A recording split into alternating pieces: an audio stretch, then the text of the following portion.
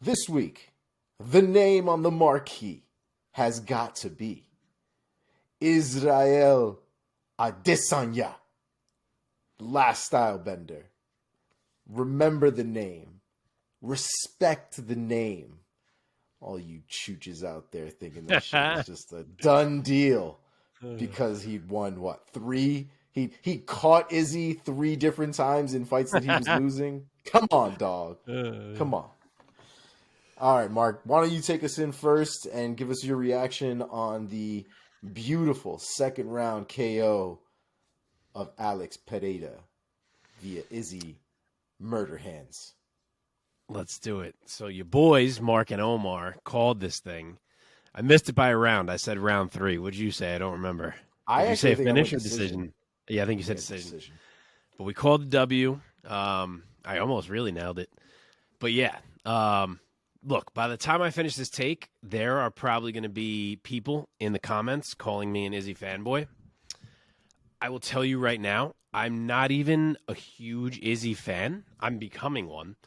But I've rooted against him in a few of his recent fights, so it's not like this is one of my guys, but I am going to give you this take. From what I just saw, from the second Mark Goddard stopped the first fight to the second Izzy walked out of the cage in this one is one of the greatest mental and physical performances I have ever seen in mixed martial arts. This man was unbroken. To have lost twice already to Alex Pereira in kickboxing, then be the UFC champion and have him hunt you down there, then to have him take everything away from you, finish you in the cage, take your belt, make it 3-0. For most people, that would have been a truly debilitating feeling. Not for Israel Adesanya. From the second that first fight ended, as soon as he gets to the back, you can watch the thrill and the agony or whatever other behind-the-scenes stuff there is. As soon as he gets to the back, he is talking calmly, happily. He's not upset. Talking about how he knows he's going to get him next time, how he knows it. And he carried that confidence through the whole camp, all the internet talking about, oh, it's 3-0. Why is this fight happening again? All the replays of him being finished all camp long. He said he knew he'd finish Alex Pereira, and he said he would do it quick. And he came into the cage against the man that finished him twice already with unreal power and decided to walk forward to change the fight. He wasn't tentative. He wasn't worried. He walked forward despite knowing and having felt the power that was waiting for him. He made the choice to be the aggressor because he knew he could beat him if he fought the right fight. And I said it. I said I thought he'd fight at a higher pace. I said he'd be more aggressive. I said he'd take more risks, staying in the pocket. And he did exactly that. I mean, hell, he had Pereira circling for most of round 1, circling on the outside. Then round 2 comes. Pereira does start walking him down, but he stands his ground. He stands his ground and exchanges and shows Pereira that he was there. And ultimately, he friggin' rope-a-dopes him. Pereira thinks he has Izzy in trouble against the cage. He throws a left that he lazily retracts and leaves down at his side instead of bringing back to his face.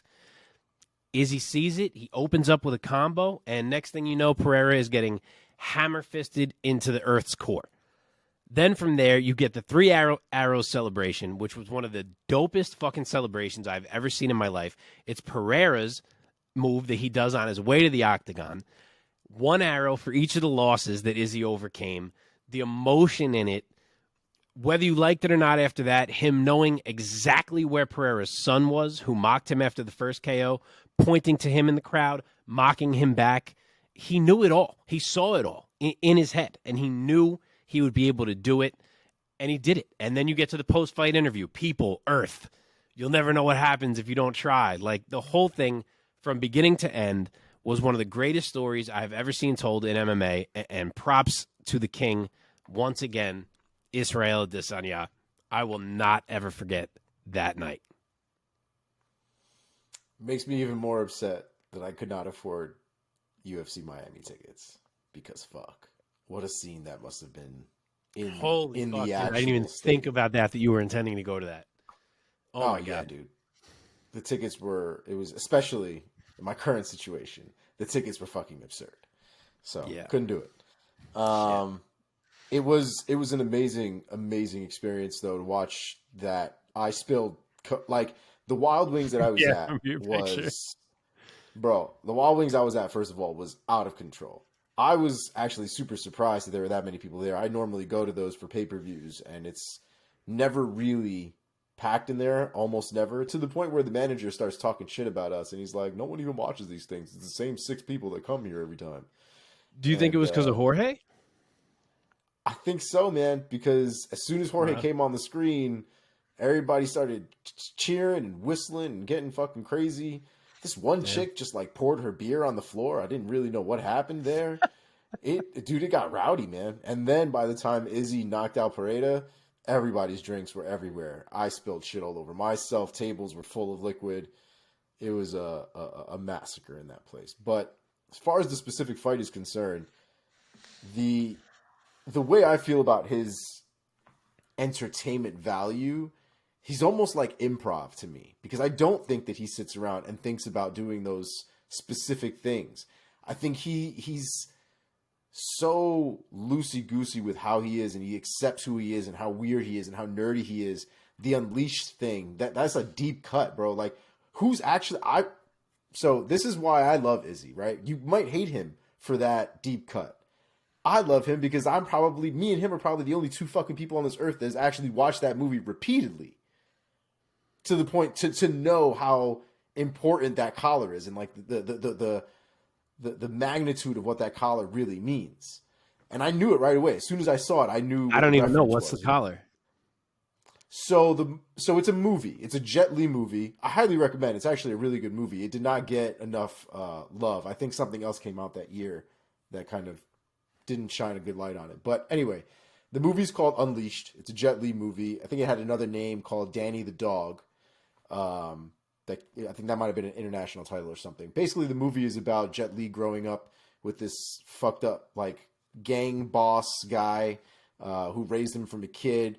But basically, the Jet Li was like the fighter guy, but got tamed by this guy. So he would have a collar around him at all times, walking around with this guy as he like intimidates and collects money and does all the mob things that mob people do. And when people didn't do what he said and he needed to fuck them up, he would take the collar off of Jet Li, and Jet Li would go full fucking berserker on people and wreck people constantly in that movie. And the movie itself is about Jet Li leaving, like escaping that life and trying to find humanity with Morgan Freeman and his family and all this other shit. So it's a nice story, but the collar itself is basically that. It was him being chained up as a dog, him sort of having to hold himself back, internalize everything. And then once the collar was loose, and you saw he waited until he got to the check with the referee to take that collar off. And that was when he was unleashed. That was the moment where he was able to break out and go full psycho, basically. Good movie. Highly recommend. But I think his improv, man, his ability to think on the spot and be an entertainer and kind of work off of the information he's given, especially with those arrows and stuff, like, for him to come up with that in the moment right after that's happening, and for him to go and taunt that kid. And a lot of people have their opinions about that and about an adult having to taunt a minor. Fuck that kid. All right. Fuck that kid. Kid wants to play the game. Kid wants to come in there and start talking shit at like 5-6 years old. There it is. Game played. Fuck you. That's how I feel about it. But yeah, I loved every minute of it, man. The fight I thought was great. He was definitely the most aggressive Izzy I think we've seen in 3, 4, 5 fights, maybe even, Yep. And I got to be honest, man, my butthole was a little puckered in that exchange, because I saw Izzy get hurt by the leg kick, and we know that the leg kicks were a big problem in the first fight. And as soon as he got hurt by the leg kick, I was like, oh shit, this is not looking great. Gets hit with a knee, and then all of a sudden Izzy just whips out the knockout blows, and it was one of the craziest moments, man. I mean, it doesn't get better than that. Izzy's value is absolutely absurd, and it's hard not to have him be the greatest middleweight of all time. I don't see how anybody could argue otherwise, especially considering he beat Anderson Silva. Anderson Silva is the only other person that I would even mention in the greatest middleweight of all time talk, and he beat him. And I think at this point, especially at this point, Izzy's resume is disgusting. And I think it's very likely that he should be considered the greatest middleweight of all time. We'll save that conversation for another day. Very good. Very good. I think I'm still Team Anderson. Listen, I love Anderson Silva. I do. And it might be different once, like if Izzy retired today and we didn't see like a great fall from him or something like that, maybe it would, we could have a different type of conversation. But Anderson Silva kept going, I think, a lot longer than he should have. Yeah, I mean, Izzy beat Anderson Silva when he was 44. Yeah. Or 43. Yeah. 3. But Izzy's also gone through a murderer's row of people at 185 too. It's the value of all those other wins as well. Some of them a lot more boring than others, but still great fights. Great. All right, dude, let's see. What do we think is going to happen in Israel now going forward? I know the middleweight division's a little odd right now. Some people are talking about a trilogy fight, which I don't buy, at least not right away. So what do you think that happens? Bro, I don't know. It's kind of wild, if we're being honest, because now that Izzy has slayed this dragon in Pereira, if they're not going to complete the trilogy right now, we're kind of back to the spot of like, well, Izzy kind of beat everyone already. I mean, he beat Whitaker twice. He beat Vettori twice. He beat Costa. He beat Cannonier. Plenty of others. The only couple guys toward the top that he hasn't beaten are Sean Strickland, who's only on a one-fight win streak at the moment, so he's got work to do.